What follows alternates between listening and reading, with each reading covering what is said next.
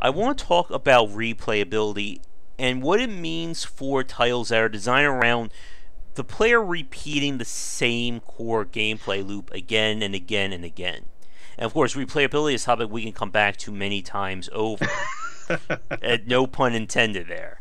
But the point, or what kind of got me thinking about this, was playing both Enter the Gungeon and Mother Gunship this week. And of course, the slew of roguelike and roguelite inspired games I'm sure both of us have had or plenty of time to play over the years. But with both of these games, they're both built around a singular gameplay loop that you're going to repeat no matter how many times you play it. But while I'm still playing Enter the Gungeon, or at least playing it more, I'm finding myself getting a little bit tired of Mother Gunship. I'm not seeing enough things that are making each run feel different. But the weird thing is that we've played games where the gameplay loop doesn't change. Again, Diablo, Torchlight, and so on, but we keep coming back to playing it. And I want to talk about why certain games work while other ones don't along those lines. And it's a very interesting point because all these games are meant to be replayable. That's their main hook. But what keeps you playing? So I'll turn things over to you first, Rob. Why are certain games that you've played keep you coming back, even though you're still doing the same thing again and again, while other ones just don't seem to be hooking you? Yeah, it's such a good question because let me take a trip back in memory lane. In the '80s, right? Pretty much every game out there, specifically arcade games, the whole thing is just meant to be replayable because it's all like even the levels barely changed. Mm-hmm. Like it might change color and it might change difficulty, but that's it. And so the whole idea is that you keep coming back, and I feel like it might have been limited options, certainly, but also there's the challenge aspect and the competitive aspect of high scores and that kind of thing. And then of course, I mean, there are arcade games that flourished and arcade games that just fell off the face of the earth. And kind of off the road of arcade games and into when I was playing Nintendo, there was one game in particular that I came back to pretty much every day before I'd go to school, as I would basically speed run it, and it was like Mickey's Adventures in the Magic Kingdom or something like that. It was just just a ridiculous like Disney game where you were Mickey Mouse and you'd basically go on each of these like 5 or 6 rides and they'd have a mini game essentially. And so I'd speedrun that in a half hour every day. And I kept doing it every day for like months. So I don't know what in particular got me to that, except for maybe the fact that I discovered I could play it before I went to school in its entirety. And it was challenging enough to the point where like occasionally I wouldn't be able to do it. Like the Space Mountain level I remember in particular was sometimes too difficult. But like that particular challenge kept me coming back. Now fast forward 5 million years, and here we are talking about Torchlight. And this is a game that I played the first one, and I played it once, maybe twice. I didn't play it twice through, but I played it once. And certainly into itself, there's a lot of like once you beat the game, the story, suddenly you have the infinite levels you can now play. And after a while of playing that, I was like, okay, I think I'm done with this. And then Torchlight 2, a couple of years ago, I just decided I'd play it through. And then I played it through again. And then I played it through again. And before I knew it, I had like 5 different save games going on of various difficulties and characters. And now I'm playing mods. And the thing that keeps me coming back is I don't actually know. I feel like there's plenty of challenge. There's I like seeing the new spells. I like the whole flashy graphics aspect of it, that and then the combos that I get to come up with. There's a little bit of creativity in that that is a little bit it gets me to come back now every couple of weeks. And even though like Grim Dawn, the same thing, like I haven't even played that through, and I've started over a couple of different times. So, I mean, to me, I feel like the draw has been historically challenged. I've played a couple of adventure games a couple of times because I like the story, but never to the obsession point of a game that requires skill. And Nizam, if you could tell us why in particular that one, that would enlighten us. But yeah, Josh, what do you think? What are the ones that kind of keep you coming back? Yeah. Like for myself, like again, I'm the same way with Grim Dawn. I played Diablo 3 Oh my god, I don't even know how many characters I've gotten to max level at this point with all the seasons play. I've spent over 100 hours playing The Binding of Isaac, probably even more than that playing games like I may be getting close with Slay the Spire too at this point. But yeah, like it seems like there's two different fields for this. As Alberto said, chasing the score, chasing someone else is a major part of replayability. Devil Daggers was a very big game. I heard all my friends loved that one for some time. And the other aspect, I think, is just keeping things fresh, like figuring out just something new you can be doing in that game. Like, again, going back to Grim Dawn or any ARPG, I have built so many different characters and classes that it's just insane the number of things you can do in those games. And, like, for me, I think it has to be, like, the surprise element has to be there. Like, I need to be doing something different, something that's not me just going through the motions again and again. But where that line is, I think, is a very tough thing to nail down. Because technically, I'm doing the same thing in The Binding of Isaac, you know, run 1 as run, 100,000 at this point. But why am I still playing that game? Like, for you folks listening or watching us, like, why do you play a roguelike again and again, even if you're still doing the same thing, for each one? Like, what about you, Rob? I think, to me, again, it's that challenge aspect. Whatever the challenge is, whether it be, can I go through this faster, or can I, go through this and try this different thing? Can I go through as like one of the first things I did with Titan Quest, and just stupid me for trying, was to be 100% warrior and only do passive skill trees.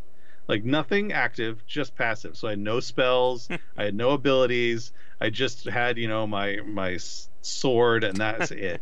And that came into a very boring experience, I found out. So whether you want to do close-up combat or ranged combat, whether you want to play with others, whether you want to 100% it or find the most efficient way through. There's just, whether you want to try, like I did recently with Torchlight too, is get to level 100. There's so many different types of achievements you can have, not even counting the outside, Steam level achievements that you can get to complete one of those. I've only got one complete game in my library. But there's all these layers to it, and I think anyone can explore the ones that make them the best or the most interested. You got the Mario Maker or whatever. Like, people keep coming back to that because it's the same game, but people are making it different.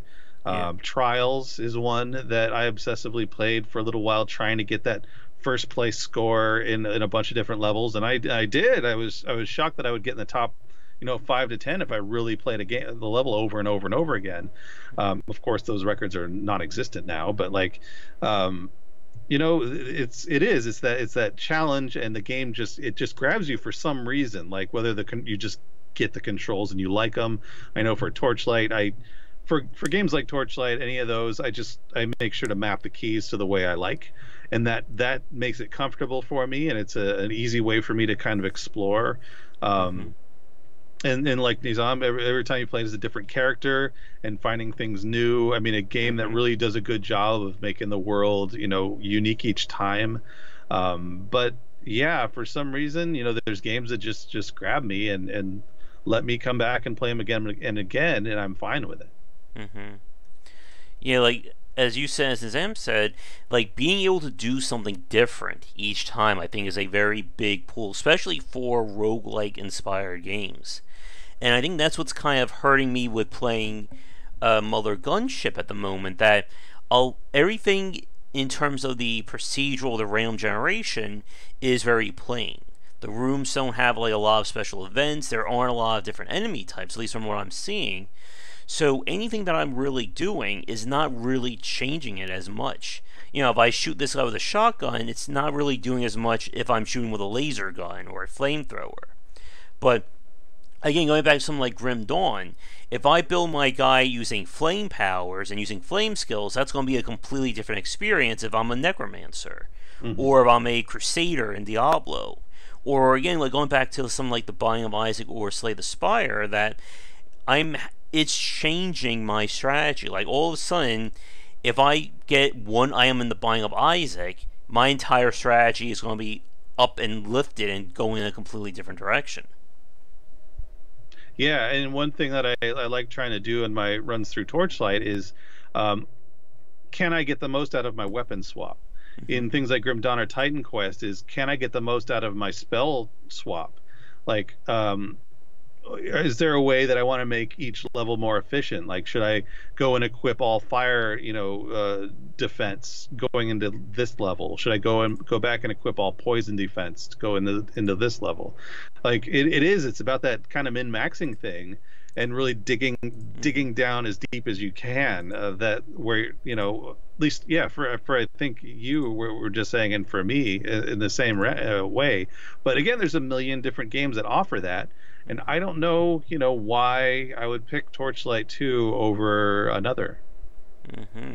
I know we were talking about this on our Discord channel about getting that balance right in roguelike games where you want to have skill, but you still want RNG to be a factor. And that's always another big point about this, because we've seen very skill intensive roguelike style games where the game is going to be different each time, but it's all on you to get through it. Such as when we were talking about Enter the Gungeon. And in this situation, it's all on the player in terms of how far they're going to get. But again, like something like Enter the Gungeon, it doesn't really feel as different on each run because of that. Because it's so focused on what I'm doing, the game is not really presenting itself with vastly different situations. There's no additional biomes, there's no new bosses that were added. So, because it's all on the player, if you get great enough at that game, it doesn't really feel like it's changing all that much. Yeah, no, I definitely hear that. There are games where I'd be challenged at first and then realize that I've figured out the system, or that I've realized that there is an easy to figure out system, and I'll just stop, like dead stop. And yeah, I feel like, yeah, some games when you get to a certain point, it's just like, well, what's the point anymore? There's a game that vector based game I used to play called Super Laser Racer. It just appealed to me. It was like those old off-road games or Super Sprint, but with very simplified graphics, and I loved it. And then I got great at it, and then I got bored with it. So, because it didn't offer anything new in terms of challenge. There was like a build your own level kind of thing, but once you beat the AI on the top level, it doesn't matter what the shape of the board is. You're going to figure it out, and you're going to beat them. Yeah. The same thing happened to me with Spelunky. I know there are people who have spent hundreds of hours playing through Spelunky, never getting tired of it. I think I got to about like 60, 70 hours in. I beat the hell hidden level. I'm like, what's left to do? Like, again, the game can throw. The game obviously generates levels. That goes without saying it at this point. But if my skill is not being tested anymore, then I'm just really going through the motions, no matter what no matter what the game is procedurally generating. Yeah, there's one thing I hate about games like Torchlight, the ARPGs, and Grim Dawn and Titan Quest. It is this supreme logic gap of, I'm a level 100 player, and suddenly this rat is also level 100. Like, and yet I am the most well-known demigod of the universe, and I'm being challenged all the time, like every level, by these like tiny little peon monsters that should be, I should be able to squash. Like that particular gap of logic, I hate it so much. And one of the things I love about a game in terms of growth is that it offers you new challenges over time. Like, if I become level 100, most of these monsters should barely even show up on my radar. I should be presented with like things that are challenging to someone of that level. But that, again, for some reason I keep playing it regardless. I would love to see And there are games that do this, like Dwarf Fortress is one of my favorites, and that's another game that I come back to over and over again. Is that over time, as your community grows, your challenges change, and the natural, sometimes very naturally, and sometimes the game itself changes. Like you get new menu elements over time, you get new abilities that. Once you have a big enough group, like you step away from the micromanagement, and you have to work through these administrators, and like that kind of stuff is perfect for me. But again, sometimes I just don't seem to need that. I would love it, but whatever. Yep. And keeping things changing is such an integral part about this. We've talked about this topic before with supplemental content and being able to add more variants to roguelike or roguelite inspired games, such as the XCOM expansions, all the various booster packs and the buying of Isaac, and so on and so forth. But it is very important. You have to keep that pool, you got to keep digging that pool out, or people are just going to get bored if they're just doing the same things. Because it doesn't matter what the player is doing if the game isn't able to accommodate them. Mm-hmm. Now, Nizam's question from earlier, what do you think about making a linear narrative style game replayable?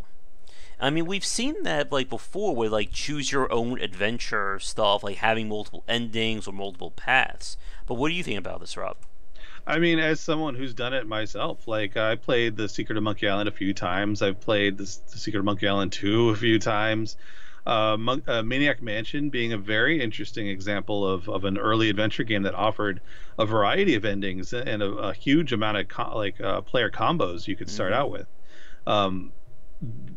Like those games are great. Now, Monkey Island 2, for me, it's all about the animation and the writing, and there's new details you just see every single time you play, of the cleverness of the developers and that kind of thing. Like there's no real Easter eggs, but it's just you see the level of detail that they get into, and it's like watching a really good movie again and again and again. Like there's just little things that you can just appreciate more and more and more. Terraria, don't get me started on Terraria as a man. That's an amazing game, but it's one of those like, oh boy, everything just as you explore, just more and more and more stuff appears, and it's great. I love that part of it. Like you keep going down until you can't go down anymore. You keep going up until you can't go up anymore, and the monsters you discover, the items you discover, it's a very good game to play. But yeah, boy, I had to give that up after a while. It's just too time consuming. Oh yeah. We played that on Twitch like 2 years ago. Oh my goodness, there's just so much of that game to play. But yeah, like I'm playing Unavowed right now, and they really do have like multiple endings and multiple solutions to puzzles to keep things fresh. I can't describe any of it right now because I'm still under NDA. But yeah, you can do things that have like those different solutions. But the challenge is that, of course, it's more work on you as a developer. Yeah. So, and to developers trying to do this, like, do the best you can, but it's not always going to work out, and certainly not for everybody. Yeah. So, I guess for you, Rob, like, going back to the idea of having games that are supposed to be replayable, but they don't hook you, have you played any games, either roguelike or ARPGs, that have all this content, but it's just not catching for you? Now, roguelikes in particular are games that, let me see if I can bring up a list because I can't think of them all offhand. Okay, adventure games. Roguelike. Okay, so Dungeons of Dredmor is one that I really liked and I played a lot because it was humorous, but in the end, it has a ton of options, like the original, some of the original Rogue type games, including Rogue. Over time, you could start as like several dozen different character types, and Dungeons of Dredmor does that with a sense of humor. And I tried playing a few of them. I played, I forget how many hours I have on it. It's probably a couple dozen. And they have a great modding tool. Where does it tell me how many hours I played? Oh wow, no, that's wrong. Maybe it's since it says 12. That's not correct. I don't know how it's not correct, or somehow it reset. But like 12 hours is not how much I play that. But like, for some reason over time it just doesn't change. It's the exact same process. You go down a level, it's slightly harder. You keep advancing. It is the same thing. Very little of the strategy changes, no matter what character type you use. The randomness can be too random at times, and I feel like that's a roguelike, but I feel like there can be more balance in that arena. Like dying in the first level is just not very satisfying. Dying on level 10 is a little more satisfying, but at a certain point you're like, oh my god, I just put all that effort in. But again, that's a roguelike. But that first aspect of just some random creature coming in and kicking your butt, or you're not able to find health for a long time, those can kind of get to me. But like, I still have yet to play Darkest Dungeon. I'm looking forward to that one. But yeah, something like that. There's a few rogue games that I've let me check my done with it category. Let's see here. 10 Million was an interesting one. I beat it and I'm never going back. Oh yeah. That one's very repetitive and it's very grindy. Let's see here. Did you ever play You Must Build a Boat, the sequel? Oh no, I wanted to. I don't even know if I own it. Let me see. I mean, it appeals to me. It's one of those I think is definitely on my wish list. I don't have it, so it's somewhere. I want to buy it. I want to play it, but I'm not like, it's not calling out to me as much as a lot of things. Hotline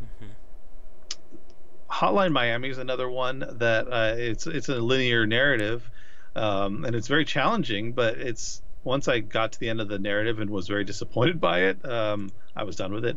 Hack/Loot, another roguelike.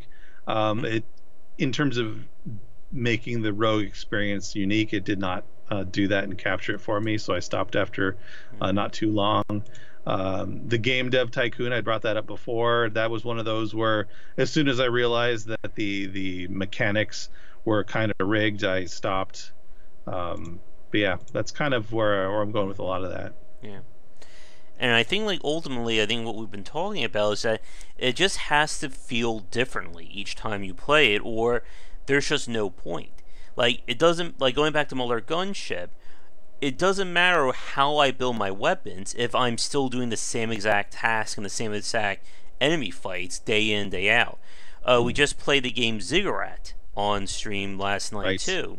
And that also Ziggurat runs into that problem, too. That yes, the levels are procedurally generated, but it doesn't matter what room I'm in if the strategy is just circle strafe around, hit him with my purple magic wand until they die. Yeah, no, exactly. That's the problem I had with Ziggurat as well. Is that it looks great, it's got good movement and all that stuff, but in the end you're just running around and avoiding getting hit. Going through the motions, essentially. Going through the motions, yeah. Invisible Ink, though, because I still have to edit that footage at some point, is a very interesting case about this kind of replayability. Because on one hand, the biome generation is very simple in that game. You have the different corporations, and then you have the security level that dictates how hard it is. But the variance that they put in is like what gear you find or what upgrades you can put onto your agents, which radically changes what your options are for each run. Like on one run, I remember I got like some like super high powered gun. So every time I was playing, all I was doing was like running the level, stealth, snap, shot, snipe, and then there's like, well, no one's here to fight me anymore. Let's just keep going. But it's one of those cases where, like, again, like, you have to be very mindful as to like what elements of your game are going to keep people coming back to playing it. Like I did play of that game Bunker Punks, which was another first-person shooter roguelike style game, and again, it just didn't feel like I was doing things differently on each run. Yeah. And at that point, it's just like, yeah, once I beat the game, why should I go back to it? Like, you can say, yes, we add new weapons, and maybe we make the levels a little bit bigger, but if I'm still move, shoot, strafe, what's the point again? Yeah. Yeah, you need to mix it up. And that's why I think Torchlight's great, because you run into things where you almost need to have range. Mm-hmm. And you run into things where range is too slow or just not powerful enough, and you just got to get in there, or you just don't have space. Like Mm-hmm. you got to it's a puzzle in how you approach each area. And I feel like it's a puzzle that you need to approach each area, but at the same time you can brute force your way through it if you have enough skill. And I feel like that is an amazing balance that I don't even know if they set out to achieve in particular. But yeah, just having a ton of weapons doesn't do anything, Yep. especially if the min-maxing abilities are confused or nonsensical. Yeah, if you have like 20 different weapon types, but only one or two are really good, then you really only have two weapon types at that point. Right. And Nizam's comment, I like that question. To me, that's a tough one. I don't necessarily like the idea of unlocking a new difficulty, because I know a lot of people are just way more skilled than me and just want to jump in. Yeah. Like when I opened up Titan Quest and I found, I can play normal, but I can't even access very hard or whatever the difficulties are. Same with, I believe Grim Dawn's the same. Luckily, though, the game was challenging enough and long enough and, pardon me, and that kind of thing where it made sense. I can play it again. I can go through similar challenges, maybe a little more difficult again.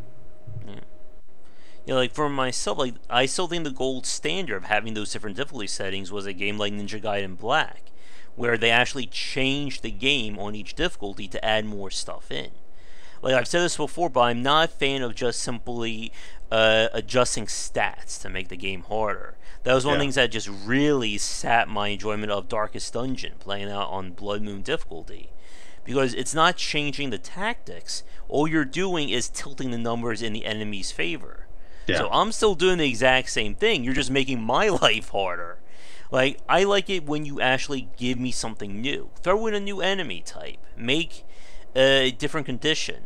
Like, trying to think of some examples of games that added new conditions or things to do when you play on hard difficulties, like GoldenEye or Perfect Dark back in the day, where they make the levels more interesting because they now say, you have to do this, this, and this because you're playing on Super Agent difficulty. Yeah. Yeah, I know adding in that feature of permadeath, that adds a certain interesting layer, and it does change your strategy quite a bit. Going into fights, knowing that you cannot die, especially if you've just grabbed a whole bunch of cool loot. But it seems like it is very surface and very easy to implement. I mean, it's kind of a no-brainer. It's like, permadeath, and done. We got a ton of new gameplay out of that. And again, like, permadeath isn't a bad thing. It can be very cool, and it does change your strategy, but it does. It is an easy one to change a game, like maybe adding in a feature where if you get hit, then you bleed out over time until you can find, first aid or something like that.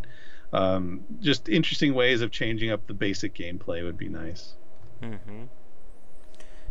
Let me get back to the comments. Yeah, Cuphead, they do change the patterns on the hardest difficulty. When I did the speedrun of it and I played it here on the channel, that the enemies have different patterns to make things to add to that challenge. And again, that's a really good point, or that's a really good example of just giving me something new instead of just saying, now all the enemies hit you for they'll hit you for 5 points of damage. Like for myself, while I do like permadeath in ARPGs and roguelikes, I do not like one-hit kill modes where you take one hit and it's game over. Like I cannot play like Dante Must Die mode in Devil May Cry. That's just way too much for me. Yeah, I haven't even played that mode. I haven't even heard of that mode. I played the game. It's good when games can do that and add things to it. I know that there were some old games, arcade games, that used to at the very beginning give you the difficulty option. So you can do this, but you only score 1x points. But if you get the hard difficulty, you get 4x points, and you start in a level with more enemies and harder tracks to go through. And to me, that was a very fair thing to do. It's like, okay, well, I'm just going to jump in. and it might make my experience shorter for the quarter I'm spending. But at the same time, it's a better experience, it's a more enjoyable experience for someone of my caliber. Mm-hmm. Now, here's a question I was just thinking about in terms of that kind of replayability with making the game harder. But, like, what do you think about games where if you're trying to make it harder, like, should there be a reward? Like, this is a very interesting question because, for instance, when I play Grim Dawn, when you turn on the harder or the modifier, enemies become harder. They'll always be scaled higher than you, but you have a greater magic find chance. But then there are games that make it hard just to say that you're playing it on a harder mode. Like, there's no reward or in-game reason for you to make it harder other than you really want to make it harder for yourself. Like, do you think there should be a reward for that? Or something to say that, hey, I beat this on super extreme, ultra mega difficulty? Yeah, I think that is a very good trade-off of playing it on a hard difficulty and getting cooler items. Because I know, like, you go through Torchlight 2, the first time you're not going to get any special items. Even the second time, you're not going to get any of those, like, ultra rare items. The third time they say that they're available, but, like, is still grabbing them I've not yet grabbed one of the ultra rare items in Torchlight 2, and I've got how many? 300 hours? Where am I? What am I at now? Where is Torchlight? Where did I put it? Oh, it's up here. Haha. I've got 323 hours, and I don't have the. Oh wait, maybe I did in one of the mods. Yeah, in one of the mod games, I found a legendary item, but that to me, it's like almost doesn't count. But yeah, I like that ability. I do like the kind of the loot mechanics in some of those games because finding a legendary item is very satisfying. Finding one of those awesome items that just kind of completes your character a little bit is a very satisfying thing. Yep. And I think I'm the same way. That I want there to be something, to shoot for. There has to be a reason to play the game on hard or the hard difficulties, beyond just saying let's just give every enemy 20 points more damage.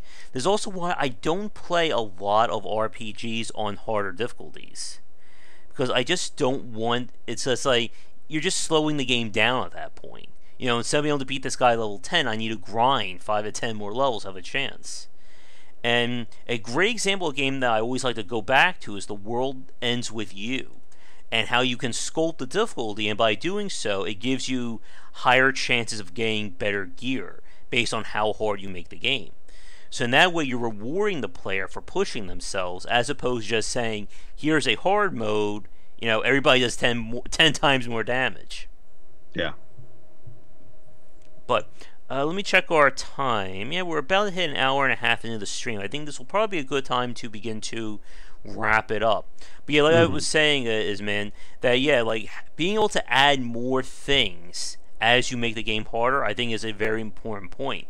Because not only does it reward players, but it also incentivizes people to play the game at those higher settings.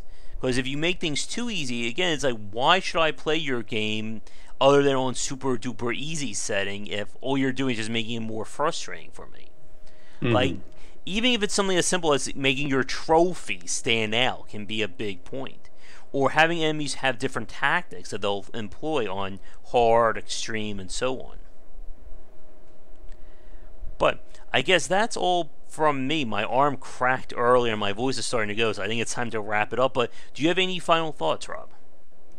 No, I think we covered most of it. I think it comes down to, when you're a designer and you're trying to get someone to some really heavy replay, you got to take some of those things into account. You really do have to think along the lines of, well, if someone wants a challenge, I'm just going to ramp up the difficulty with the numbers I have access to.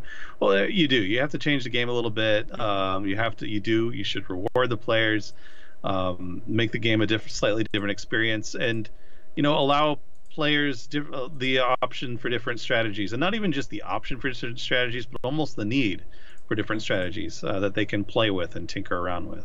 Yep. And as long as you just keep giving the player or make the possibilities for different outcomes in different situations, that goes so much towards making your game replayable. Because if the situation isn't changing, then it doesn't matter what you give the player if they're just repeating the same things over and over again. Mm-hmm. But I think with that, we'll probably wrap things up for this week's discussion. So, Rob, thanks again for coming on. And I'm sure, as we were saying last week, you're going to be moving soon. I'm sure you'll be getting back to streaming once all that is settled. Yes, I'll be gaining back way more time every day, which will be very nice to have. Mm-hmm.